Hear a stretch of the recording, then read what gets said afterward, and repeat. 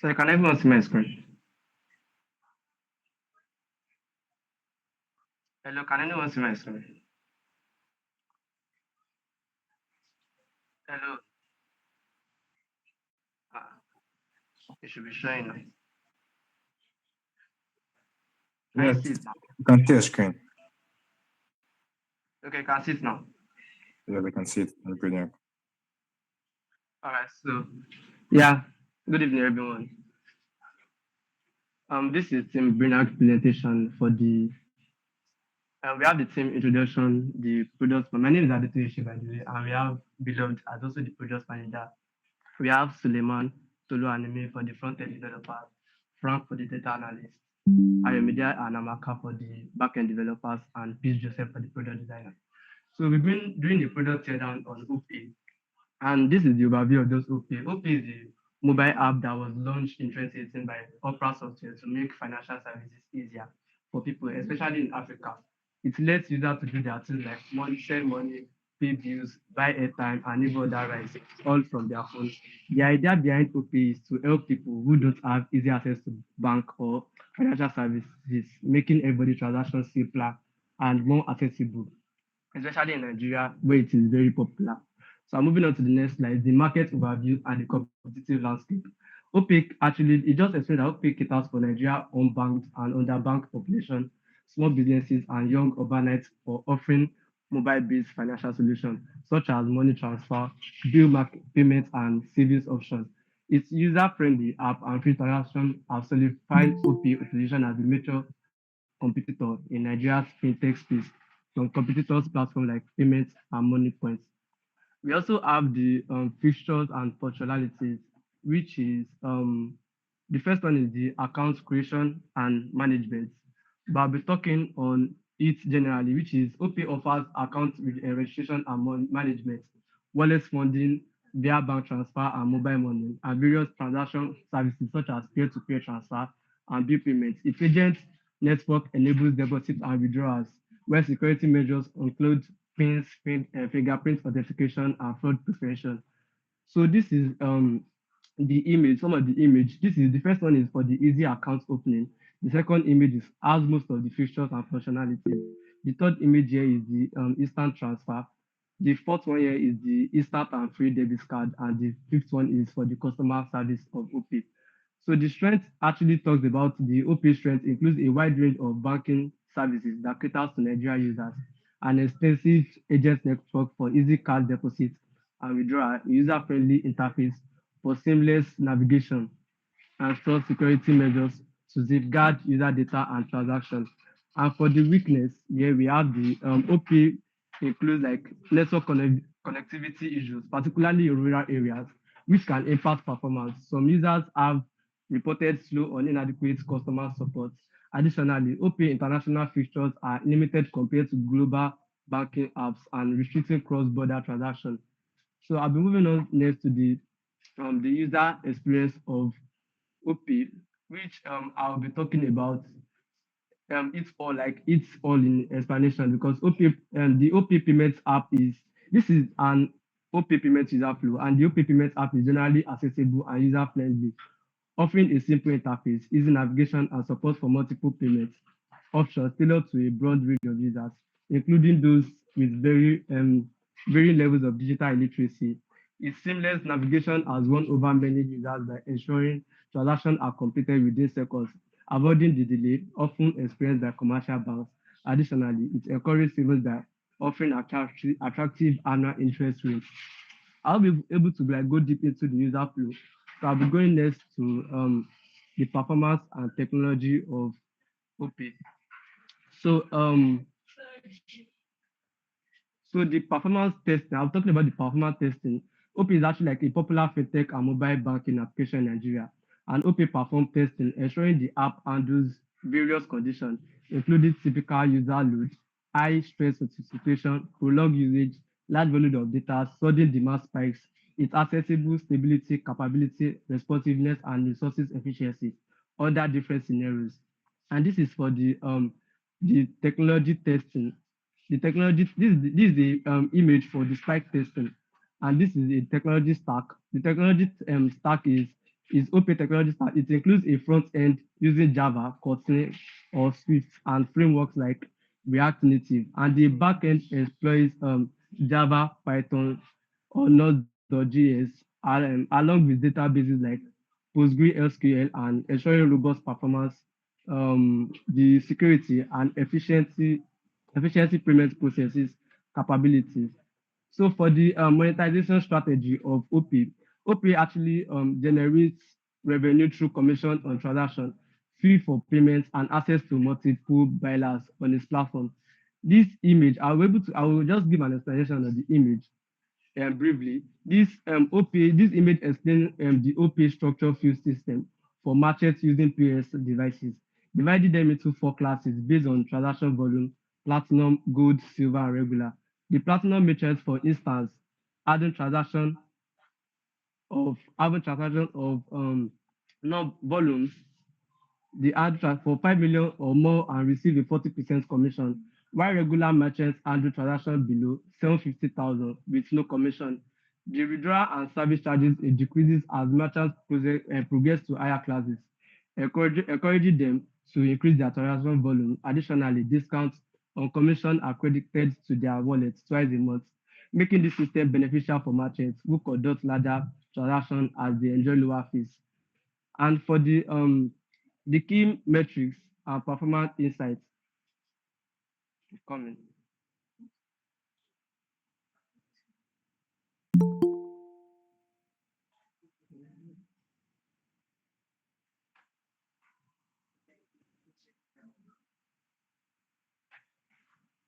Okay, in 2023, OPay processed 46.6 trillion naira, which is 62 billion in dollars, and mobile transaction, a 140% increase from 2022, with over 50 million users and 9 million daily active users. OPay generates over 400,000 jobs, significantly enhancing financial inclusion and economic growth in our Nigeria now.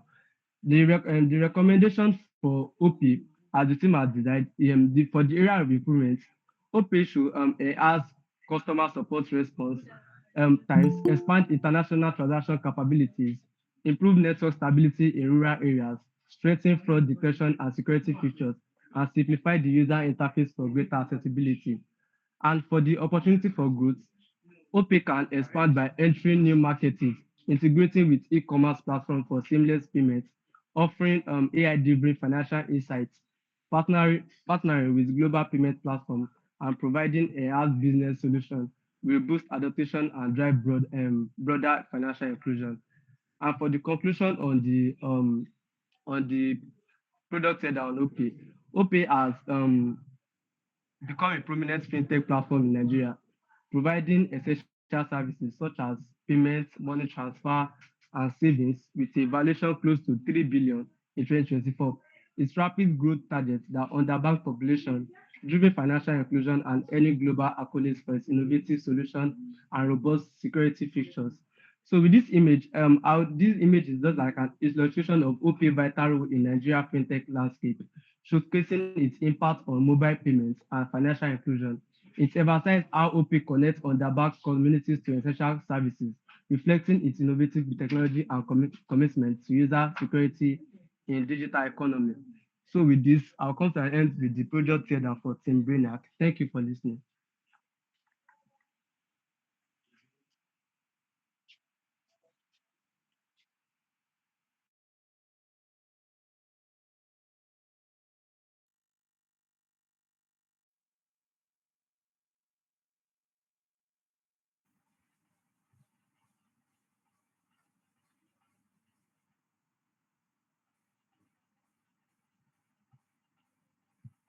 Yes, good evening, everyone. All right, thank you.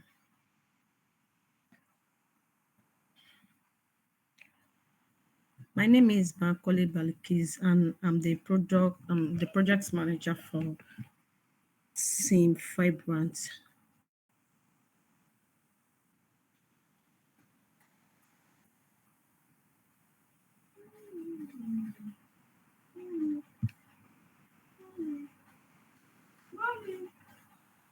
Mommy.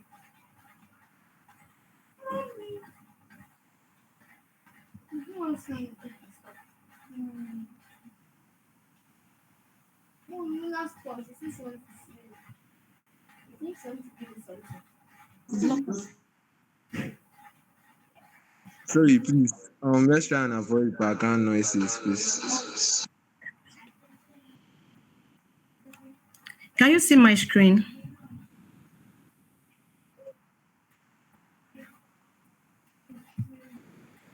Share screen.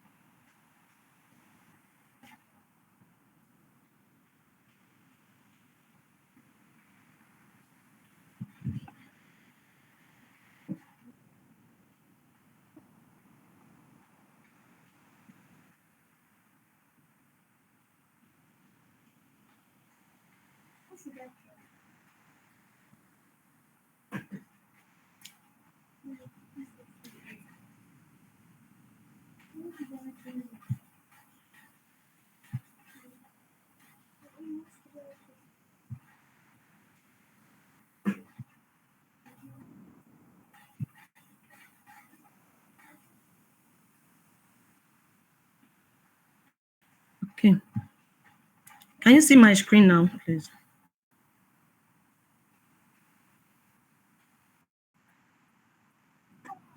I can see it. I can see it. Okay. Yeah, I can see the screen.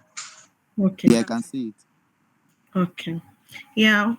Good evening once again.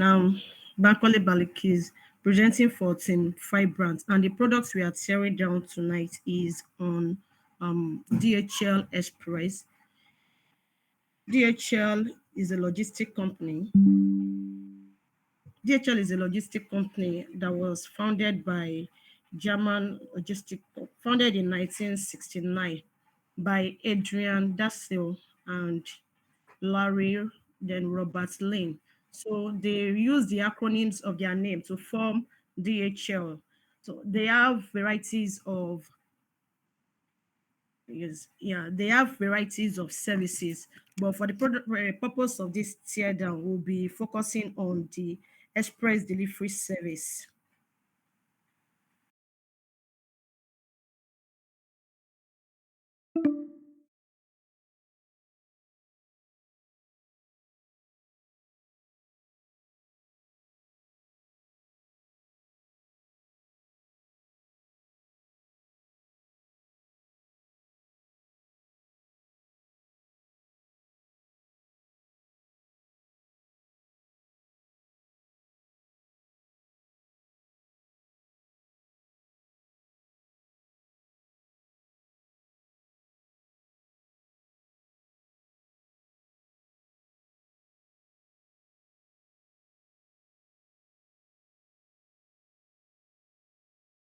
In the logistic section. So DHL Express features are time delivery. They are very, very fast in delivery to over 220 countries. They offer door-to-door service. They also have real-time tracking, on-demand delivery, flexible delivery options, customer clearance, insurance and shipment protection. DHL user experience, they have intuitive interface that is designed to be user-friendly. Their real-time tracking enables customers to track their shipments. Their flexible delivery options um, offers various delivery options to meet different needs. And they also have excellent customer support. Their mobile app is very convenient to use, and they are continuously improving on their products. The challenges of DHL is high cost for premium service. Their express service can be more expensive compared to that of their competitors, and there is complexity for new users. Then international shipping are also complex, particularly for first-time users or small businesses. Then their user flow is from registration to once you sign up, then you log in. Once you are able to log in, there will be shipment creation. From there, you'll be able to calculate your rates and payments. Then there will be a label generated to your parcel. Then there is tracking and monitoring. to pick up and drop off. And also their on-demand delivery options is okay. Then their post delivery and feedback helps them to gain more visibility. Then their performance and technology is that they are very fast and reliable. Once you give your parcel to DHL, though it may be costly, but it is efficient and reliable. It's also sustainable as it's committed to reducing its carbon footprint. Then they are digital user friendly. They are using digital tools to advance in their technology. As well, DHL is very transparent as they provide real-time tracking and explores blockchain. Then DHL streamline custom processing, and as well they ensure fast, reliable, and transparent services. Their monetization strategy, they are able to generate money revenue through their premium pricing. They charge higher rate for faster services. They as well charge extra charges for value-added services. Their technology solution also generates revenue for them. So they are also sustainable and dynamic with their monetization strategy. The user statistics for DHL is their global presence. They operate in over 220 countries. Their daily shipments processes to about 480 million shipments daily. They also their customer satisfaction maintain high satisfaction and NPS scores. Their digital adoption is 70% of shipments are booked online, and the DHL app has a large user base. Then our recommendation is that DHL should adopt a loyalty system where an individual or business can receive discounts when they have um, done a number of transactions with them. From that, they'll be able to encourage customers, and customers will remain loyal to them. They should as well enhance their user experience. They should also optimize their last mile delivery and improve pricing transparency. Also, they should as well enhance customer support and expand time definite delivery. In conclusion, DHL serve businesses of all sizes and individual consumers, and their global reach are located in various industries and regions. So their reputation for reliability is as well known. Their technology driven solutions are very efficient, and they are as well meeting diverse needs. So thank you for listening. That's the product header for DHL Express service. Thank you.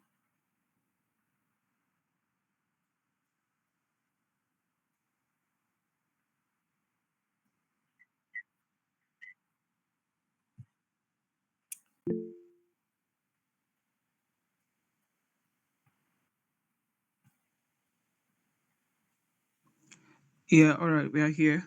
Michael, please, you're waiting.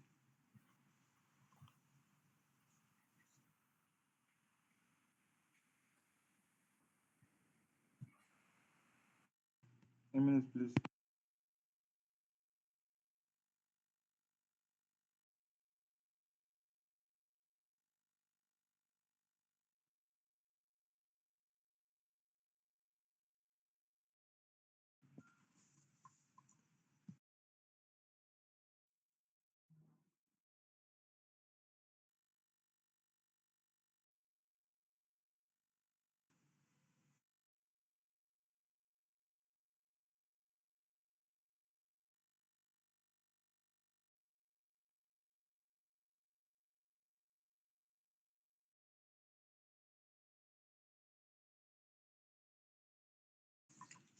Hi, Michael, we're waiting for you to share your screen.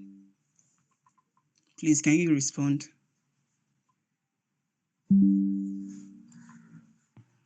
minutes. I'm trying to enter. Yeah, I'll be in right now. All right, thank you.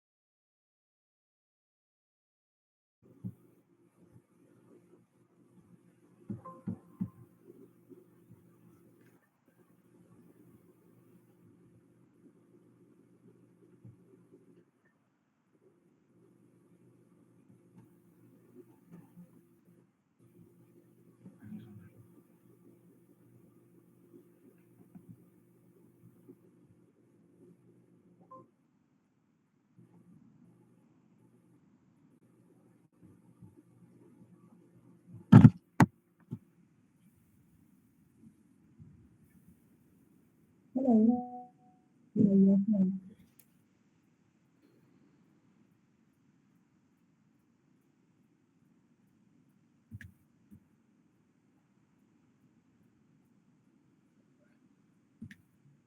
Hi, good evening, everybody.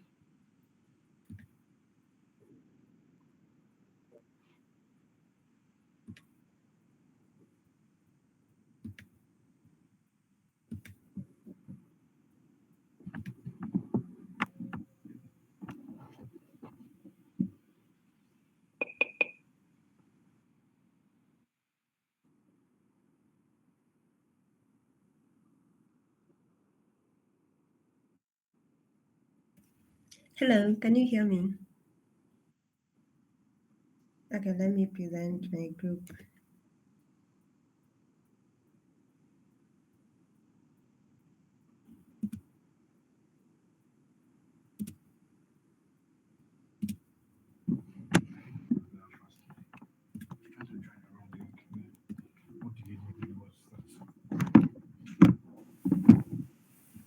Yeah, this thing is okay. Can you see my screen?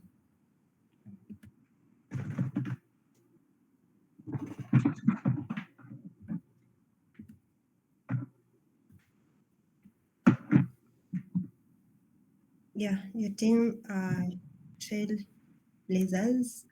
Our product is Glovo.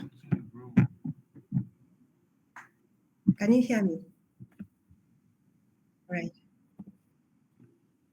So Glovo is a delivery service that allows users to order a wide variety of products, including food, groceries, pharmaceuticals, and even personal errands from local stores and have them delivered to their doorstep steps.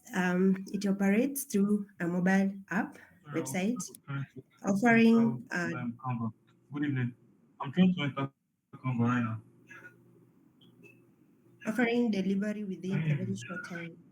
So Glovo was created to Yeah, provide I'm trying to enter Canva. That was what an I was speaking at the time. The lady is speaking it before.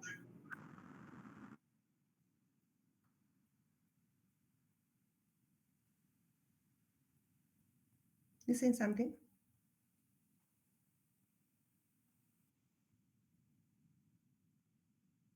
All right. So it was created to provide an on-demand delivery service that allows users to order almost anything from local stores and get it delivered quickly. Um,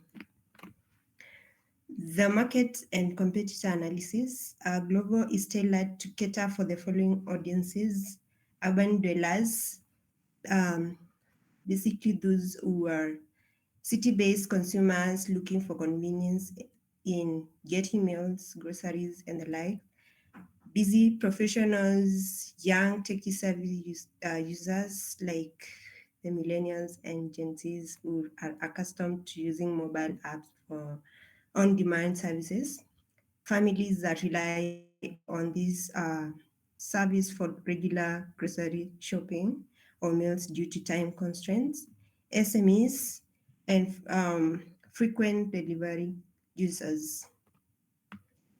Glovo operates in highly competitive space with both global and regional competitors. The key competitors include Chodek, a rapidly growing delivery service focused on meals from local restaurants. There's Hey Food that is focused on food delivery in Nigeria, offering a range of local and international cuisines. There's Uber Eats, another giant that is a strong brand, and it has a strong brand and market presence. It also competes with these global in Europe, Latin America, and some parts of Africa. The market positioning, global competitive edge lies in the unique service they provide that are not offered by others, such as multi-service offering. This, unlike other competitors, it focuses on food that focus purely on food. Global positions itself in all-in-one delivery platform, delivering groceries, medicine, and other courier services. There is also global footprint with local focus, as it operates in over 25 countries across Europe, Africa, and Latin America. Key features and functionalities: there is user registration and profile management, restaurant search and filtering, menu browsing and customization, order tracking and notifications, multiple payment options, ratings and reviews. The strengths include extensive filtering and customization, and also wide range of payment options. It has its weaknesses, which include the UI or the user interface, which could be improved to be more visually appealing and for seamless experience. It has inconsistent delivery tracking, which can be unreliable and cause user frustration. There's also unclear refund and complaint process, which brings about frustration to users. I have talked about that. So I'll talk about performance and technology. So the current performance for Global app, it uses both a mobile app and website to deliver smooth, stable navigation, loading nearby vendors based on user location. The platform prioritizes responsiveness, handling tasks quickly for users, especially in regular usage periods. The current stack include React Native for mobile app development, allowing cross-platform functionality for both iOS and Android. There is React for the front end, and for the back end, it uses Node.js to handle data requests. It also uses, for the database, it uses MongoDB and NoSQL database, and then the Google Map APIs for real-time location tracking. Monetization strategies. They include service fees, subscription models, merchant commissions, advertising revenue, and personal errand. The pricing structure. So for the delivery fees, we have the standard delivery, where prices are based on the distance from store or restaurant to the delivery location. There's express delivery, which provides faster delivery options. Typically, it costs more, with fees ranging from £3 to £7 for express services. Service fees, a percentage-based service fee is added to orders ranging from these figures, that is 5 to 15%. For the subscription model, we have they have a monthly plan, an annual plan, and finally the custom errand fees, which the delivery requests are charged at a higher fee depending on the complexity, time, and location of the tasks. Recommendations. Total monthly users, the current value is 2.5 million, and projected value, the figures are as shown on this particular table. So these are just the statistics for users, the total monthly users growth rate, daily active users, partners, average order duration, retention, churn rate, annual revenue, average revenue per user, customer satisfaction. Yeah. Areas of improvement. The following potential strategies that Glovo could enhance its services. Number one, customer support. It can introduce or enhance live chat capabilities for instant communication with customer service, delivery personnel, or restaurants. Secondly, payment transparency. Users should be provided with a very detailed cost breakdown, which might include taxes, the delivery fee, and the cost of the purchase items, and also purchase item service fee. Enhance real-time tracking. Global, another enhancement could be um, provision of real-time tracking, whereby we could provide more detailed and accurate real-time tracking information, including estimated delivery times and driver location. And lastly, offer subscription services for frequently ordered items, providing discounts and convenience to regular customers.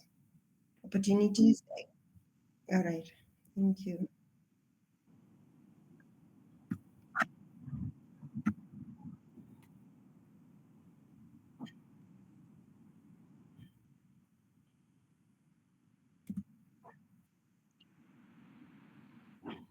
6 minutes. All right. All right. So, Michael, so while I wait for my teammate to share his screen, our product teardown for this week is Uber. So, Uber is a, is a company that offer service. Sorry, Michael, are you on this? Are you on the call? Because my network is quite bad. Michael.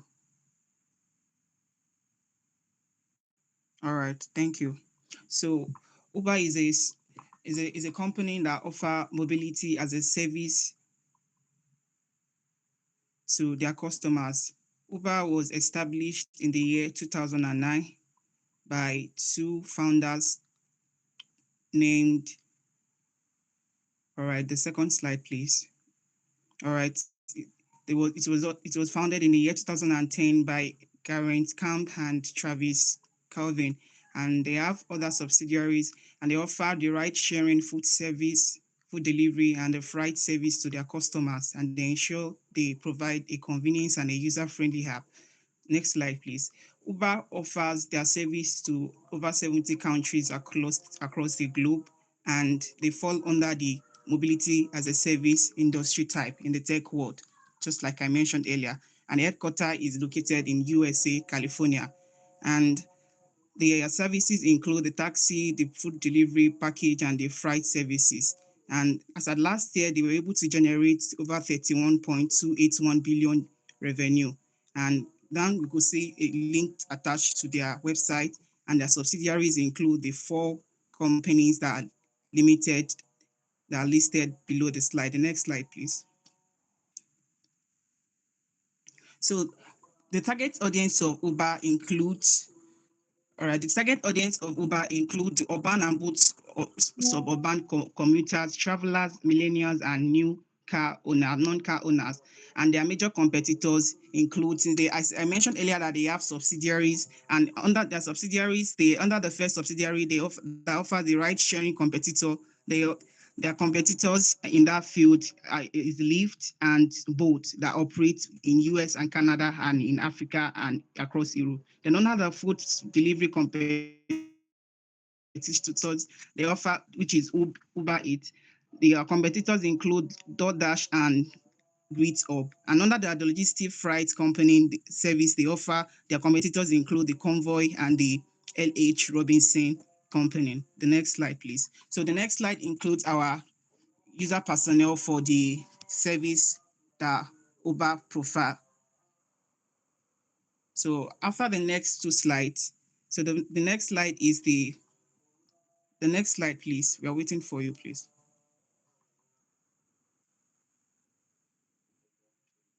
Thank you. The next slide. Next slide. All right.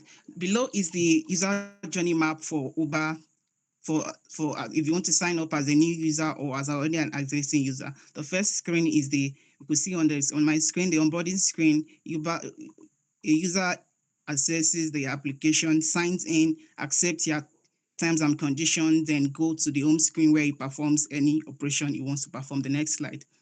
Then after the home screen,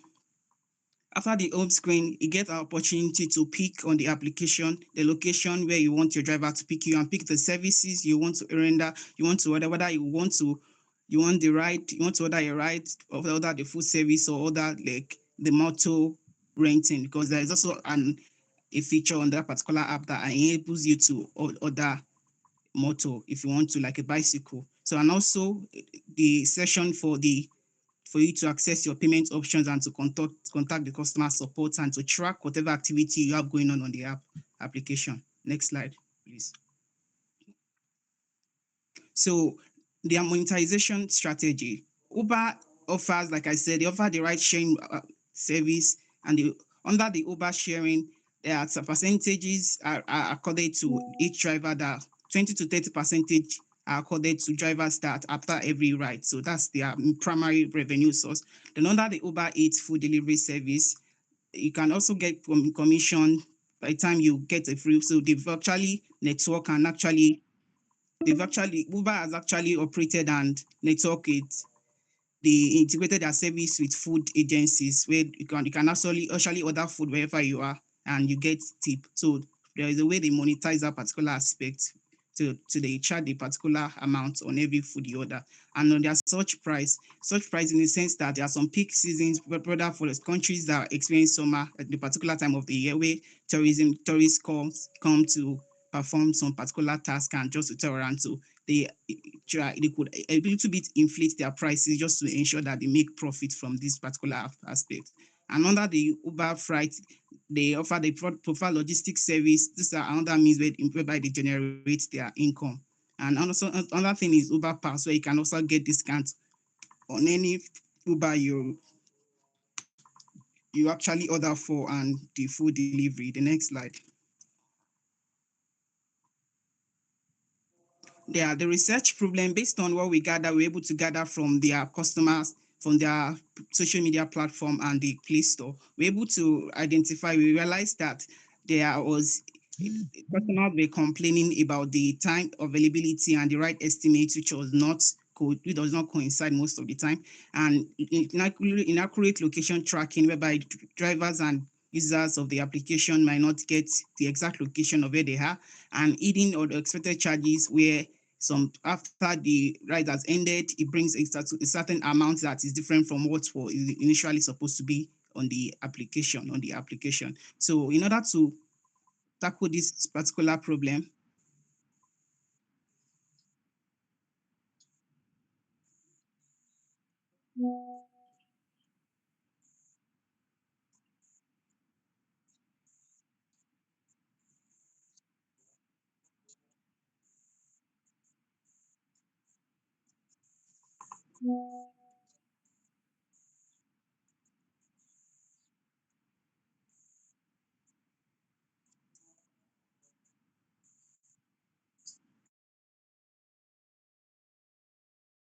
Okay. Yes, yes, we can.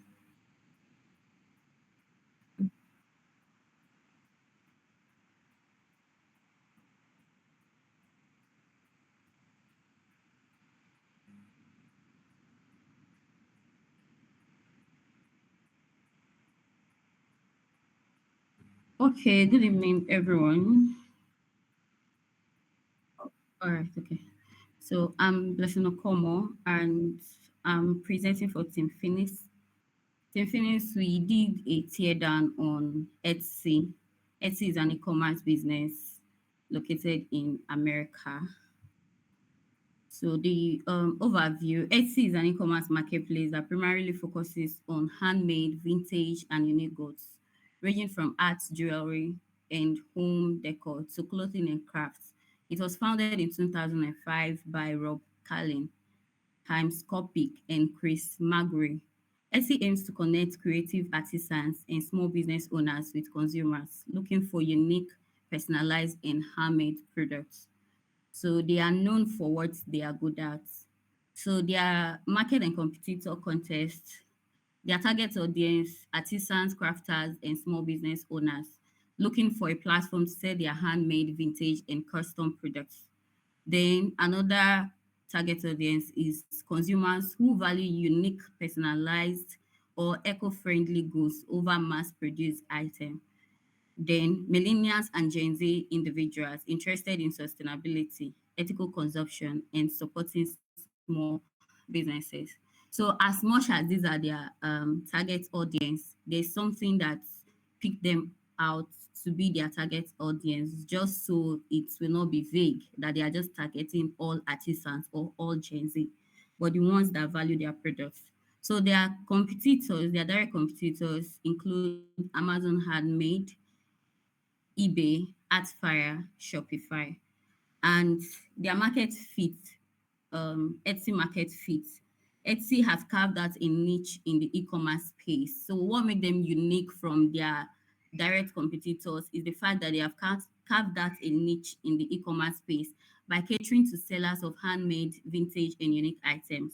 So unlike Amazon or eBay, which are more focused on mass-produced items, Etsy thrives as a platform for creative entrepreneurs. So there are features and functionality, and I prioritize this with the Masca framework. So one of their core feature is marketplace for handmade and vintage items. And this core feature is a platform for sellers to list and sell unique products. So another core feature is search and filter options. Then Etsy payments, review and ratings, shipping and delivery tracking. Their functionalities is there on the slide. So as a seller or as a user, I want to onboard successfully into Etsy and be able to upload my product so that users can buy. Or as a user, I want to successfully add to cart whatsoever I want to buy and pay successfully while I get my product delivered to me. So Etsy's strengths and weakness. One of their strengths is that they are niche focused. Another strength is that they have this strong seller support. Another is that there is this community and trust. So they have a lot of users that trust them, over 9 billion users. So their weakness is search algorithm. This is one thing that sellers complain about. Lack of visibility. If not for this tear down, I wouldn't have known about Etsy as a product existing. But the tear now helped me to understand that there's a product like that, Etsy. So they have search algorithm issue. Then their listing fees is high and is an issue to small business owners. Then limited seller autonomy. Unlike Shopify, Etsy sellers cannot have full control over their branding business. So user experience, design and interface. So on the picture here, this is their design and this is like their interface. But from the analysis, their Etsy has a clean, user-friendly design with an intuitive layout. So the color palette is earthy and warm, just like what they represent, something natural, handmade. So it's appealing to users seeking artisanal and vintage items. So user flow for buyers. This is just a simple flow for buyers, and from the analysis, the flow, the user journey for those coming to buy is simple and intuitive. So users can search for products, browse curated lists, and easily make purchase. So same for sellers, just like for the sellers is a little bit complex. The onboarding process for creating a shop is straightforward, but setting up a product listing can be time consuming. So this is what we found out from their user journey for both the seller and the buyer. So Etsy accessibility and usability. For accessibility, it has a basic accessibility features, but could improve on features like better screen reader support. Then also for usability, high usability overall, but buyers can easily navigate, search for items, and check out. So SC performance and technology. For the technical performance, SC platform is generally responsive with fast load times and stable performance. There are occasional slowdowns during high traffic periods like holiday seasons. While for the technology that they used a mix of modern technologies, including PHP for backend development and React for front end. The mobile apps are built using Swift for iOS and Kotlin for the Android. So their monetization strategy, their revenue model, I found that one of the ways they make money, listing fees, right? Sellers pay a 0.2 dollar fee to list each item. Then transaction fees, they make money from transaction fees. So there's 6.5% fee on every sale price, including shipping. Then advertising. ST offers optional advertising services where sellers can pay to promote their products. So ST Plus subscription as well for their premium sellers. For their sellers, they can subscribe and pay. Then their pricing structure. SE pricing structure is competitive but can be burdensome for small sellers due to the cumulative nature of listing and transaction fees. So there are statistics, just like is stated here on the slide. Total users, user growth rate, daily activities, and all. So it's average duration, revenue, every information concerning their statistics is included in the slide. Then recommendation for SC, areas of improvement, right? As good as Etsy, as Etsy is trying to provide solution to users, there are still areas that they need to improve on. And one of them is to improve search algorithm, like I said.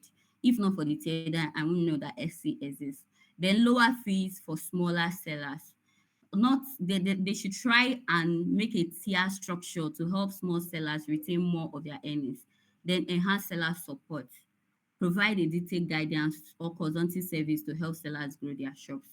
Then which opportunity is out there for Etsy to leverage on for growth? One of them is global expansion. Like I said, if not for the teardown, I won't know of Etsy.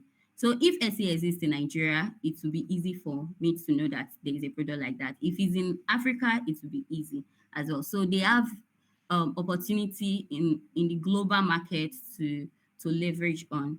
Then subscription model for buyers. Currently, they only have subscription model for sellers. So if they include subscription model for buyers, whereby if there is any new product, the buyers on premium can get to know first, and they can as well like um pay get discounts on such products. It will be very good for their buyers. So conclusion, Etsy stands out in the crowded e-commerce market by focusing on handmade, vintage, and unique goods. While its core features, design, and niche focus are strong, there are areas for improvement, especially in terms of search functionality and fee structures.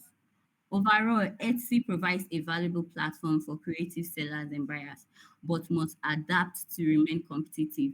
They shouldn't just say, oh, we are there already, so let's relax. No, if they want to remain on top, they should continue to strategize and see ways for them to remain on top so that competitors will not come and override them. Thank you very much for listening. That's all on Etsy.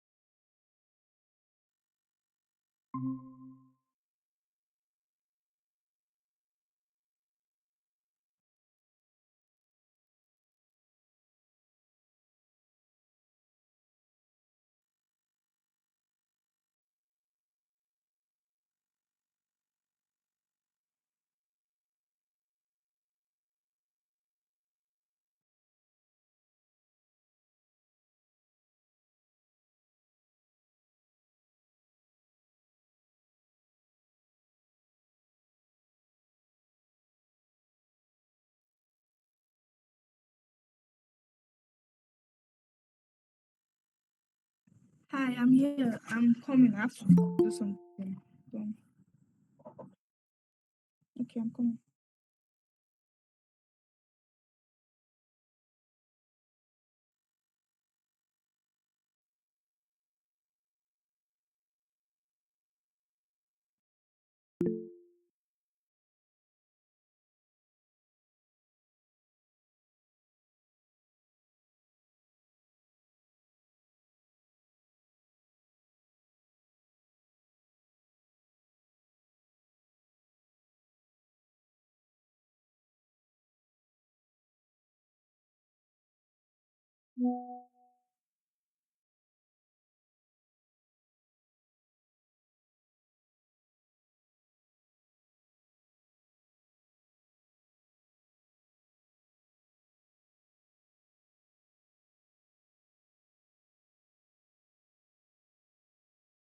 Hi.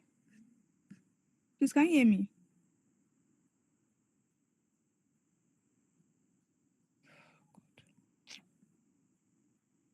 Yes, we can hear you. Okay, please, can you move to another group? I'm having network issues.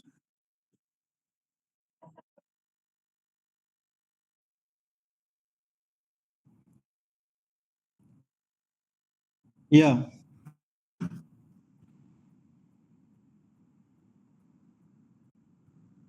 all right.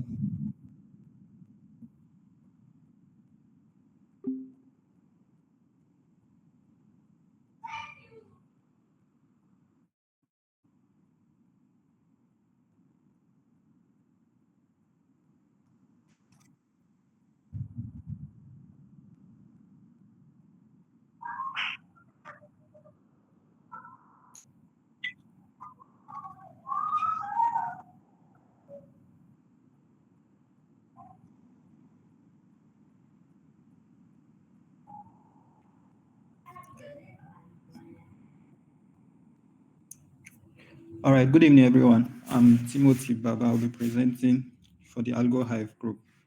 Our product breakdown is on Jumia, and I'll begin now. A little about Jumia. Jumia is an online trading place that provides a platform for customers across Africa, variety items ranging items, grocery, and I believe one occasion or the other we've used the platform to purchase one or two things, and I believe it's a go-to platform for people for people when it comes to shopping because of wide variety and range of items they provide for their customers. They are not the only ones in the market with the quest to provide an online trading marketplace. Conga is one of their competitors. G and Payport are also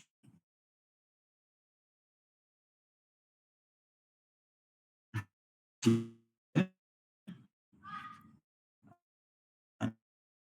are them significant of its ability to have both physical presence. It's what shows Jumia. They offer variety of products ranging from electronics, electronics, the rest. Discounts. They offer discounts for some of their products in their reviews, their comments, and their dislikes or complaints, and also their rating. They have strong logistic network. They have multiple payment options also, which is good to allow users to be able to pay based on their preference. And they have both local and international presence. They also have weaknesses because they have limited reach to rural areas.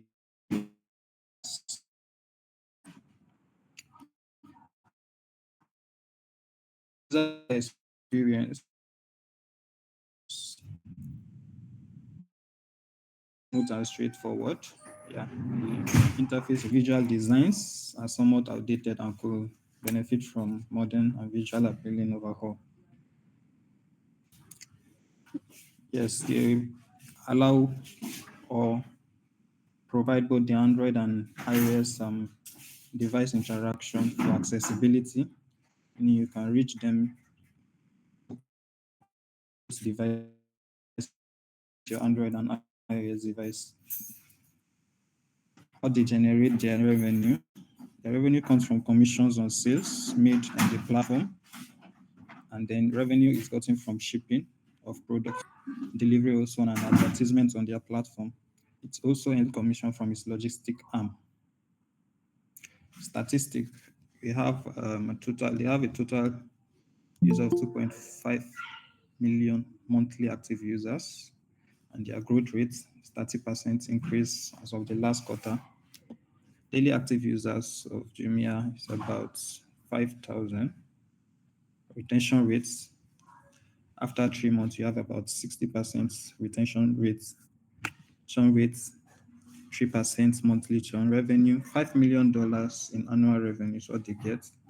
And the app is 4.7 star on Google out of 5, which means they are doing quite well in their business. Recommendations from what we've noticed from the platform: they could improve quality control by implementing stricter seller vetting processes and offering buyers protection for counterfeit goods, meaning they should cross-check the products they are providing for their buyers and their customers so as to check and eliminate, if possible, counterfeit goods. Enhance payment process by simplifying Jumia Pay and offering tutorial to reduce friction during payments. Not everybody who accesses the platform finds it easy or know how to navigate his way to payment. So if they can provide a tutorial or simplify it, since Jumia Pay is their in-house application, they could provide maybe a tutorial or something to enhance users to be able to pay seamlessly. They should also expand their delivery network to better serve rural areas, tapping into understand undeserved markets. Yes, this is a key point we discovered. They should increase their coverage so as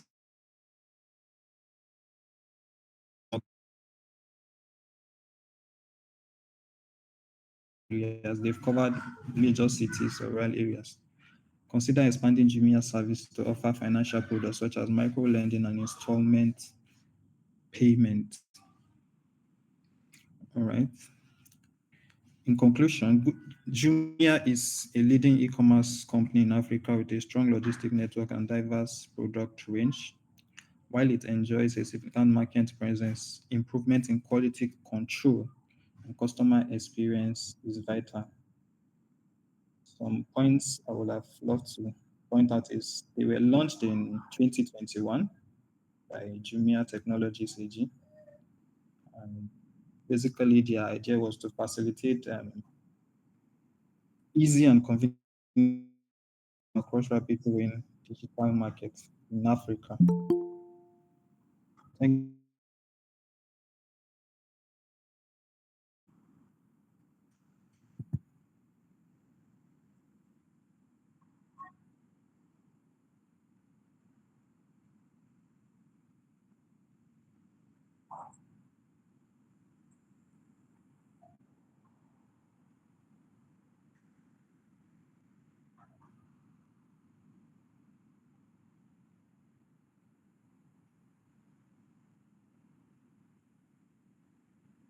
Hi, can anybody see my screen?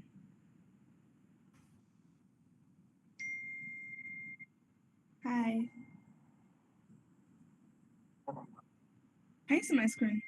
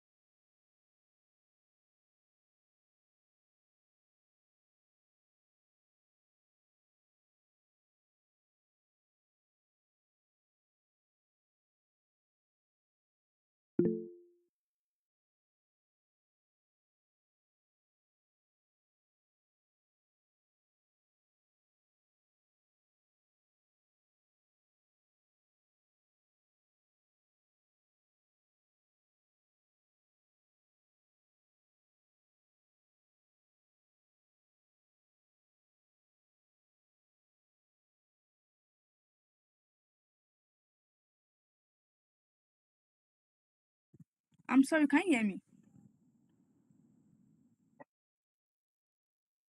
I'm having network issues, so I don't know why. I can't share my screen. I'm sorry. Okay, so I want to help page setters to share. So I'll be sharing my screen now for them. All right, thank you. Blessing.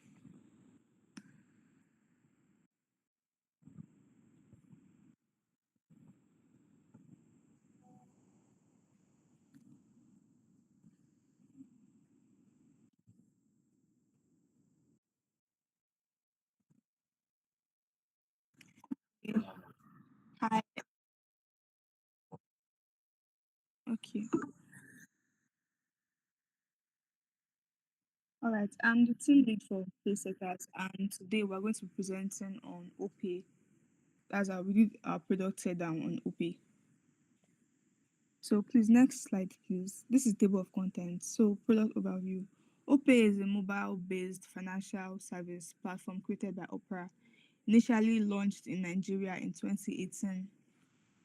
It was designed to offer a wide range of services, including mobile payments, money transfers, bill payments, and ride hailing, with the goal of simplifying financial transactions and providing financial inclusions in emerging markets. OPay has since expanded its offerings to include digital banking and lending services, becoming a significant player in Africa's fintech space. So basically, OPay is one of the biggest player in Africa. Okay, the competitors that OPay competes with: Flutterwave, Pega, PalmPay, and MTN Momo.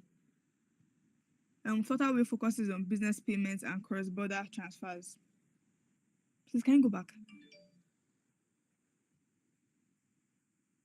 Right. Blessing, please, can you go back?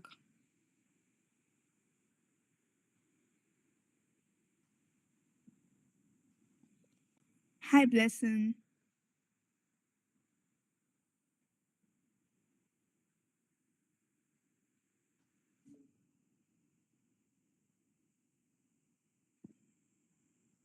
Sorry, please, can anybody hear me?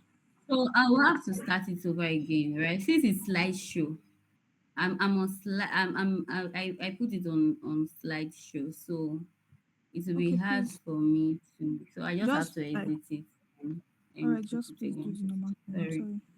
sorry about that. Just go straight to target audience.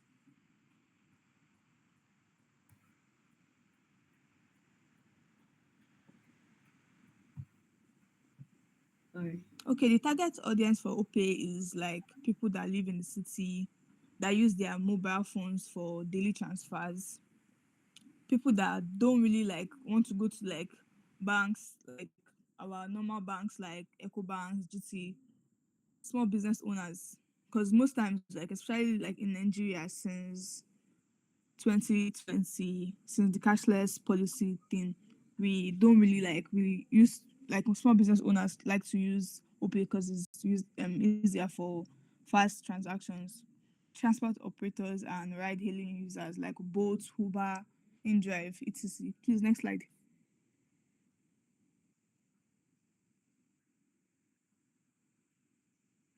Okay, the features of OPay: wallet transfers, bill payments, airtime data, QR code payments, OPay cards, loans, savings, investment, and insurance. So basically, these are the things the features that OPay have. You can use it for transfer, you can use it to pay your bills, you can use it to pay your NEPA bills, light bills, electricity bills. You can use it to loan money, you can use it to save, you can use it to invest. It's for insurance too. Next slide, please. Strength for OPay. OPay user experience is really, really good. Ease of use, intuitive interface, and seamless integration with other financial tools. I think OPay is one of the fastest banks. If you transfer money on OPay, you're going to get the money really quickly. Comprehensive feature sets, accessibility is very accessible. I think even older people that are unable to use other banks are really using OPay. It's really security conscious too. I know when you log out of OPay, even if your phone goes off, you have to put in your PIN again. So it's very hard for anybody to hack into it. The fees and charges are little too. accessibility, rewards, and promotions. Weaknesses for OPay: limited features, lack of certain features that users may require, customer support. I know sometimes customer support can be really, really bad. Reliability, technical issues, or downtime, limited investment options. It does not have like a vast range of investment options. Please, next slide. Design and interface. OPay's design is clean and functional with a minimalist interface that prioritizes ease of use. So basically, OPay is like really, really easy to use. Like it's not very difficult, and like the key features are displayed on the home page, allowing users to quickly navigate between payment options, savings, and other services. Please, next slide. Performance and technology. Technical performance is very fast, is responsive, and is stable. Technologies used like in the front end, React Native for cross-platform mobile development, ensuring a responsive and smooth user interface for backend, Node.js, Java, and or Python. Please, next slide.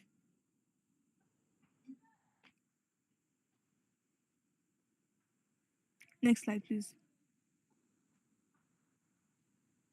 Onboarding experience. First impression. When you open the app, you see like an intuitive splash screen followed by a simple login or sign up process. Basically, like the sign up process is very, very easy. Like it's not really difficult. You don't have to go to a bank to open like an OPay account. Account registration. New users can easily create accounts using their mobile phone numbers. Verification is quick. Improvements. Additional options like onboarding flow. After registration, the app provides an interactive tutorial that briefly introduces the main feature. This like tutorial, you don't have to watch it, but like it is there in case like you are confused about anything. Improvement. Additional options like using email or social accounts can be useful. Please, next slide.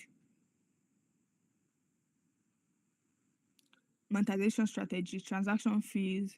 These are like the ways like OPay makes their money.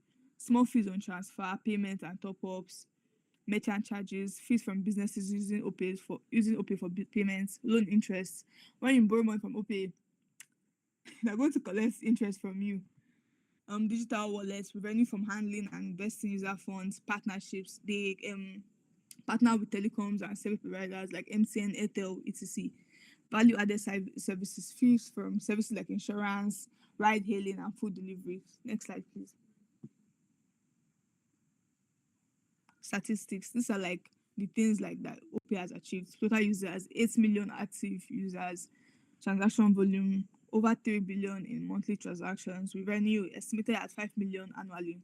User growth, strong expansion fueled by 400 million investment, pushing its valuation to 2 billion. These figures reflect OPay's growth.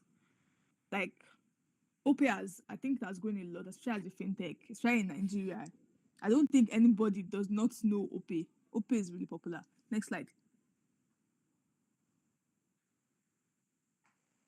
Recommendation. These are things that my team and I would recommend for OPay. We would like recommend them to expand partnerships, collaborate with more businesses for more revenue streams, offline access, like improve functionality in low connectivity areas. I know sometimes OPay can open or like you can open your OPay without like proper network, but you can't really try and do transactions with low connectivity. New financial products, introducing savings, investment, and insurance options, enhance customer support. This is really important, and strengthen security. Next slide, please. Thank you. Okay, so OPay stands out in fintech landscape by providing essential financial services to individuals and small businesses in emerging markets. With its user-friendly design and effective monetization strategy, OPay has the potential to expand its impact significantly. By implementing recommendations such as enhancing partnerships, improving offline functionalities, and strengthening security, OPay can further solidify its position as a trusted financial platform. Thank you. Thank you, Blessing. Thank you.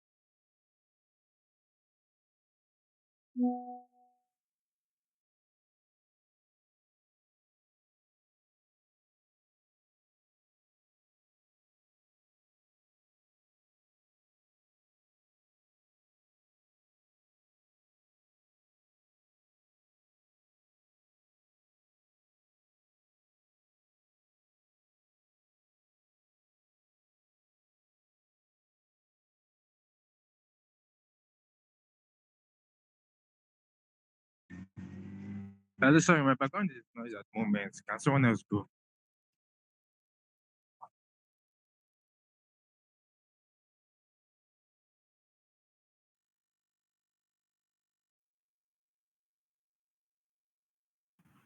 Hello, can you hear me? Right. Yeah, so good evening, everyone, once again. So I think I had, I don't know, my network was kind of breaking out, so I wasn't able to watch all of the presentations. But the few ones I was able to at least pay a little bit of attention to was, I think, the first one that has something to do with easy. One has to do with Glovo. So, well, beautiful presentation to all of the teams actually. Beautiful presentation. And the one that actually stood out for me was there's one before the Glovo. I really can't remember. But the only thing more of my like my own feedback would be what my colleague said, saying something about it is supposed to be a presentation. So next time, I don't know if you guys are trying to come up with a presentation that is time based. You should try and limit the words you have on your screen so that at least we that are listening can just scan through because it's a presentation. We are not here to read all of the things you have on your screen. We just want to scan through to get what you are trying to explain, and then you do the explanation for us. It is not you reading what you have all of the things you have on your screen to us. No, it is you trying to show us a few points on it and you trying to explain to us. It is not a whole book of you trying to read everything you have on your screen to us. So I think that's basically my feedback based on what I was able to say. Thank you.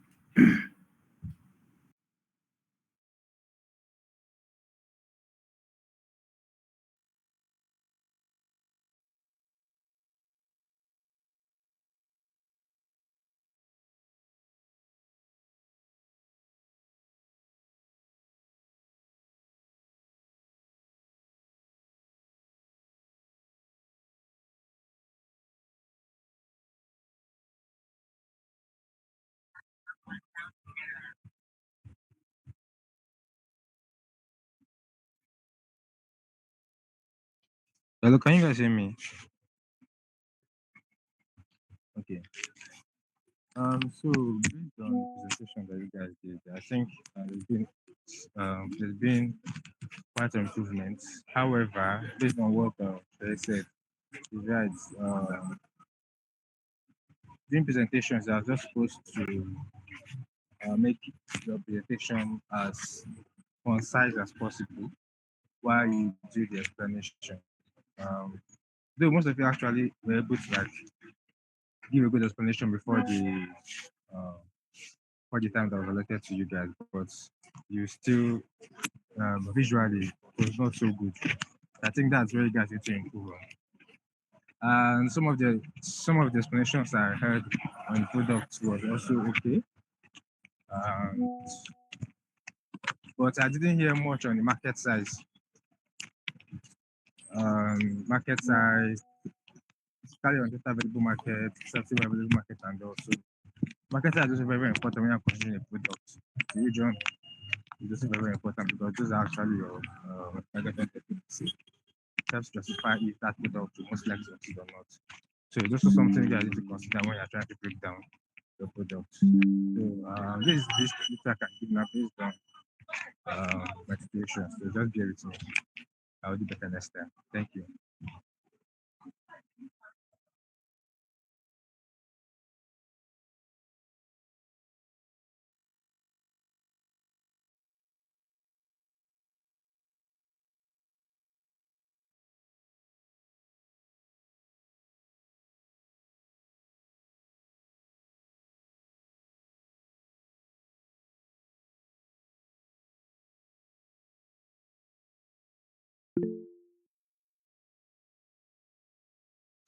I wanted to say that in case anyone has any questions too, they are free to ask.